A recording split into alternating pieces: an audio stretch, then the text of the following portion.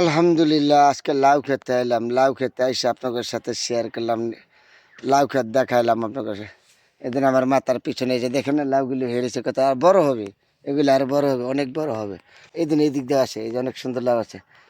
লাউ আছে গাছের নিচে। আমাদের এলাকার সবার কাছে আসে, ঘরে ঘরে আসে। এই যে লাউগুলি আমার মাথার উপরে দেন না, এই দেখেন আমার মাথার উপরে লাউ বেরিয়েছে। এই যে বড় হবে, আর অনেক বড় হবে। তাহলে আজকে আপনাদের সাথে লাউ খেতে এসে শেয়ার করলাম।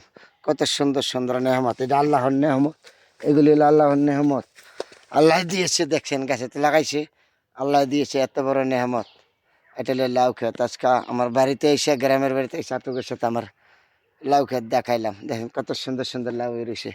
আল্লাহ পাক কত বড় নেহমত দিয়েছে। আমাদের গ্রামের ভিতরে প্রত্যেকের বাড়িতে হয় এরকম লাল মাটি। এই লাউগুলি যেই স্বাদ, লাল মাটির লাউ অনেক স্বাদ লাগে। ঢাকা শহরে আপনি এত স্বাদের লাউ পাবেন না। তা আমাদের এলাকায় যেরকম না, খুব সুন্দর সুন্দর প্রচুর লাউ, পুরাটা গাছ বাগানের মধ্যে লাউ। ভালো থাকবেন বন্ধুরা আপনার।